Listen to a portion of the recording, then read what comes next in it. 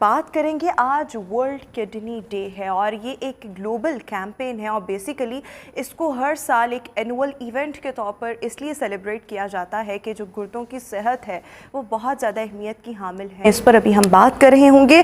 हमारे साथ nephrologist doctor Mohammad Mohsin इस वक्त हमें शो में ज्वाइन करें। डॉक्टर साहब thank you so much and good morning. So doctor साहब सबसे पहले तो ये कि आज का दिन जो है एक ग्लोबल कैंपेन के तौर पर हर साल मनाया जाता है। टुडे इज़ 9 मार्च।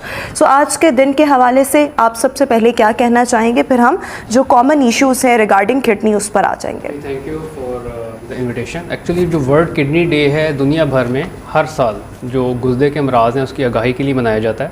वही मार्च का second Thursday of every March this is the world kidney day. अब जो इसका जो सबसे अहम इशू है वो जैसे आपने हाईलाइट किया कि जो गुर्दे के अमराज हैं मुसलसल बढ़ते चले जा रहे हैं। अगर आप पाकिस्तान में देखें तो जब से पाकिस्तान बना था जो हमारे पास लिमिटेड डाटा है उसके अंदर 45% तक इसकी शरह बढ़ चुकी है। अगर आप पाकिस्तान की पॉपुलेशन देखें तो तकरीबन 22 करोड़ में से 2 करोड़ अवाम ऐसे हैं जो गुर्दे के अमराज में मुब्तला हैं और उन 2 करोड़ में से तकरीबन 3 लाख लोग ऐसे हैं जिनको डायलिसिस की ज़रूरत है और एवरी डे पासिंग ये रेशो बढ़ती चली जा रही है। अब इसमें सबसे अहम इशू ये है कि हमारे पास जो रिसोर्सेज हैं वो लिमिटेड हैं।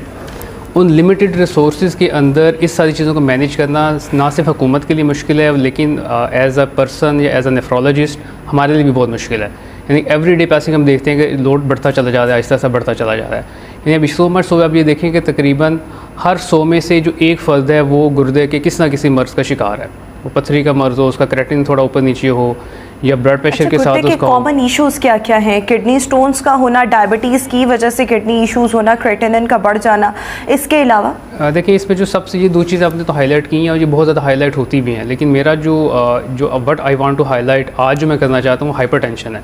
अच्छा। ब्लड प्रेशर एक ऐसा इशू है जिसको हम इग्नोर कर देते हैं। मतलब आपके पास बहुत सारे पेशेंट हमारे पास आते हैं जो आके उनका ब्लड प्रेशर चेक करें तो इंसिडेंटली उनका ब्लड प्रेशर बहुत ज़्यादा हाई होता है। जैसे 160 पे ब्लड प्रेशर है और आपको जो पेशेंट बैठा है वो बताता है कि मुझे तो कोई फील ही नहीं हो रहा, I have no idea, I have no clue कि मेरा ब्लड प्रेशर हाई है। तो ये वाली जो सिचुएशन है दैट इज़ रियली अलार्मिंग, क्योंकि जो हाई ब्लड प्रेशर है वो आहिस्ता आहिस्ता गुर्दे को डैमेज कर देता है।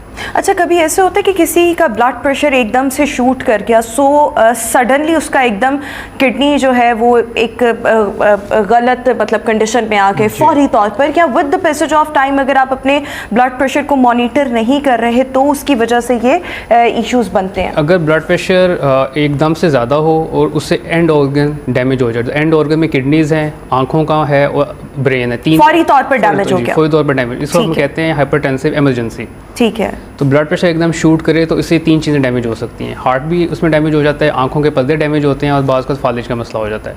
ठीक है। इसलिए ब्लड प्रेशर को मॉनिटर करना स्पेशली उन लोगों में जो एट रिस्क हैं। एट रिस्क वो हैं जिनकी डाइटरी हैबिट्स ठीक नहीं है, प्लस वो लोग जिनकी फैमिली हिस्ट्री है, उनके लिए बहुत ज़रूरी है कि वो इसको मैनेज करते रहें। अच्छा, जब हम आजकल का वक्त देखें तो जिस तरह से आपने भी कहा कि गुर्दों के आर्जे में 45% तक इजाफा हुआ है, सो ये बिल्कुल ठीक बात है कि लोग जो हैं उनको बहुत ज़्यादा किडनी इश्यूज़ आजकल हो रहे हैं। What are the common issues जिनकी वजह से हमारे यहाँ पर जो कंडीशन है ये बिगड़ती जा रही है मज़ीद?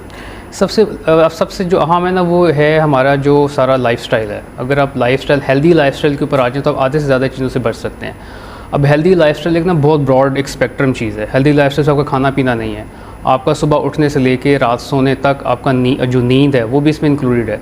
तो healthy lifestyle is the most important thing जिसको हमें अपनाना है। आपने अपना सारा टाइम टेबल स्केड्यूल सेट करना है, खाने का शेड्यूल, उठने का शेड्यूल, आपकी नींद पूरी होनी चाहिए, आपकी एक्सरसाइज होनी चाहिए, खाने पीने का शेड्यूल, आप खाना क्या खा रहे हैं, कहाँ से खा रहे हैं, पानी कितना पी रहे हैं, आपकी जो सारी जो हमारी आती हैं जो जंक फूड है उसका इंटेक बहुत ज़्यादा है। तो इन सारी चीज़ों को हम एड्रेस करके एक हेल्दी लाइफस्टाइल अपना के बेतहाशा बीमारियों से बच सकते हैं। बिल्कुल ठीक हो गया। अच्छा, लाइफस्टाइल के साथ साथ अगर किसी को मतलब लाइफस्टाइल तो हमने ठीक रखना ही है, इससे ज़रा हम आगे जाएं और बहुत से लोगों को जब किडनी स्टोन्स होते हैं and this is something very common these days, so आपको क्या लगता है कि किडनी स्टोन्स वजह क्या बनती है जिसकी वजह से स्टोन्स बनते हैं? जो पाकिस्तान की पॉपुलेशन है उसके अंदर सबसे जो ना कुछ केमिकल्स होते हैं जो किडनी स्टोन को रोकते हैं, किडनी स्टोन को डाइल्यूट करते हैं गुर्दे के अंदर। क्योंकि आप देखें कि हर जो फर्द है उसके अंदर सेम केमिकल्स गुर्दे में से निकल रहे हैं, लेकिन हर फर्द के अंदर स्टोन नहीं बन रहे।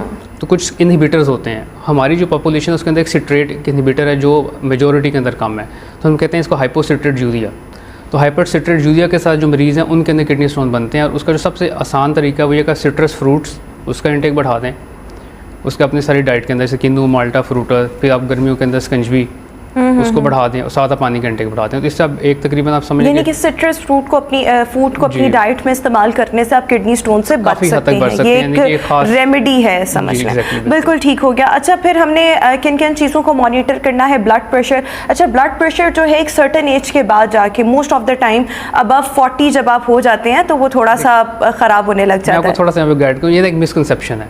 अच्छा, तो ब्लड प्रेशर एज कम होता है जवानों में? नो, एज अर्ली एज, इसको हम डिवाइड करते हैं कि अब ब्लड प्रेशर 30 ईयर से पहले आया है, 30 से 50 के दरमियान है कि 50 से प्लस आया है। ठीक है। अगर 30 से कम आया है या 50 से प्लस आया है तो ये सेकेंडरी हाइपरटेंशन है। इसके पीछे कुछ ना कुछ रीज़न होती है। नहीं, मैं एज की बात कर रही थी। आई टोटली एग्री, लेकिन हमारे पास एक रीडिंग है 130।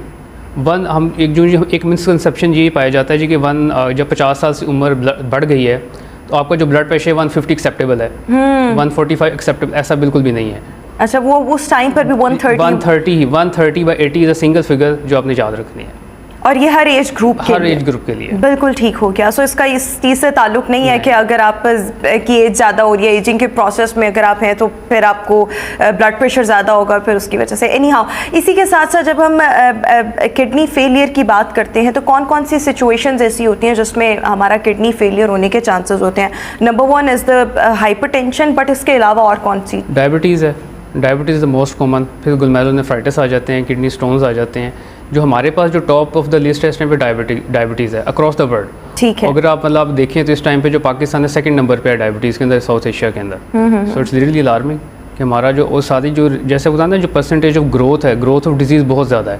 हमारी जो न्यू यंग जनरेशन है वो इसमें बहुत ज़्यादा इन्वॉल्व होती चली जा रही है। डॉक्टर साहब, अक्सर ऐसे होता है कि किसी ने कोई पेन किलर खाई और बाद में पता लगा कि वो बिल्कुल ठीक था, but all of a sudden problems आना शुरू हो गए, चेक करवाया तो पता लगा किडनी ही काम करना छोड़ गया। और ये मैंने बड़े यंगस्टर्स में ये चीज़ देखी है। ये हम ऐसे लोगों की बात नहीं कर रहे जो अबव 40 हैं या इस तरह, बड़े जवान 22 साल के लड़के, 25 साल के बच्चे। सो उसमें आपको क्या लगता है क्या रीज़न है जब पेन किलर्स का बेजा इस्तेमाल करें? पेन किलर्स में आपको सर एक गाइड कर दूं कि पेन किलर्स यूज़ होते हैं and they are in certain situation it is safe use करने पड़ते हैं।